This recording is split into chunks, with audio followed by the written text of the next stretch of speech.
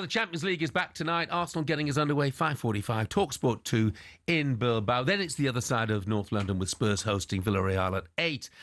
Who could be a surprise package this season? Are PSG still the team to beat? Who better to ask than European football expert Andy Brassell? Morning, Andy. Morning, Andy. Good morning, you guys. How are you? Yeah, really good, thanks, mate. So, look, are PSG still the side to beat again? I thought they might be a bit leg-weary after the Club World Cup and so on, but not much sign in terms of their league form yet of them being leg-weary.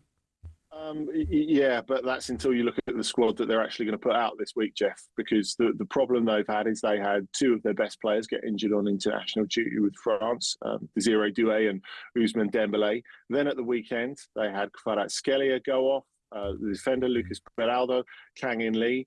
They're really creaking at the seams. And, you would expect that, as you say, because they played every possible game that they could last season, and then off a week of training was straight back into the Super Cup. So I think for them to be in the red zone, as we call it nowadays, is not really that surprising. I guess the thing is, we know that they can peak later in the season. So bear in mind that if last season had been in the old format of the Champions League, the likes of PSG, Manchester City and Real Madrid probably would have ended up dropping into the Europa League. But the extra couple of games really helped them because it took them a while to get going. And PSG, after 5 games, looked in a right mess. They'd scored 3 goals after 5 games of last season's Champions League. They end up looking like the best side in Europe. And I guess that's the thing. They'll be primed to peak. Andy, the Premier League got a pretty good hand, haven't they, with the teams who are in it? I mean, do you see an English winner this year? I mean, Liverpool, Arsenal, Man City, Chelsea, Spurs are in it as well, Newcastle. They've got a pretty good hand there. There's some good teams in that competition. We all look at PSG, Barcelona, Real Madrid and Bayern Munich and all them sort of teams, but I think we've got an excellent chance of winning it in England this year. Well, just by sheer strength of numbers, Ray. I think you're right. And I think obviously Liverpool are the team to look at. I think that's fair to say. But Liverpool will be very conscious of the fact that they were the best team in the league stage last season. They were brilliant, and then they drew PSG, got really outplayed over the 2 games in the last 16, and it was all over. So drawing PSG, who, as we said, didn't do that well in the league stage, was a pretty poor reward for Liverpool for how brilliant they'd been, because I don't even think the results that they got really described how good they were when you think of how they played against Leverkusen, how they played against Real Madrid in the league stage. They were fantastic.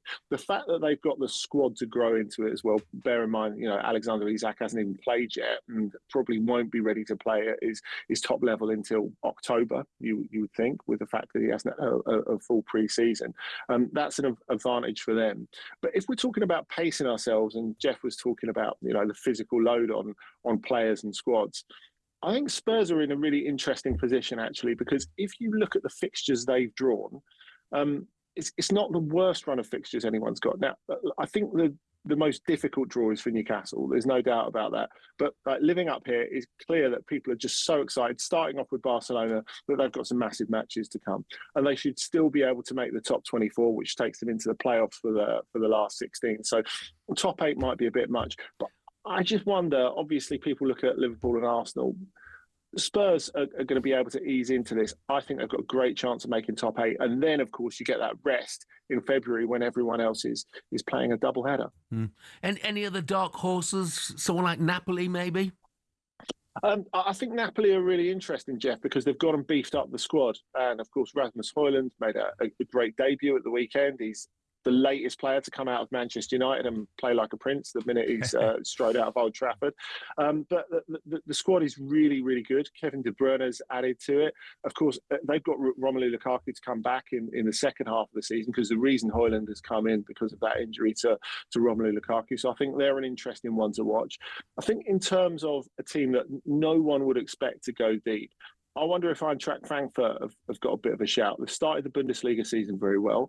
Of course, their coach, Topmöller, was going, Hugo Ekitike is really irreplaceable, knowing that they've got a couple of 19 and 20-year-olds who can replace him. John Ozuna and John Mateo Boya have been really good at the start of the season. They will be their next 80, 90, 100 billion pound players. They're really good to watch, and the atmosphere there is absolute fire as well. Fantastic. Interesting shout. Obviously, people look at the usual suspects. They're going to talk about Real Madrid and Barca. Where are Barca going to play their games this season? Right. If I had the answer, I would tell you. but they don't have the answer. The fact is they weren't able to play their first home game. Marcus Rashford's home debut, of course, at the weekend at the Camp Nou. They played it at the Stade Johan Cruyff, the 6,000 capacity B team stadium. They had a draw amongst the eligible members to see who could get a ticket for that, which they announced on Friday morning. The game was on Sunday. It's all very last minute, Barcelona.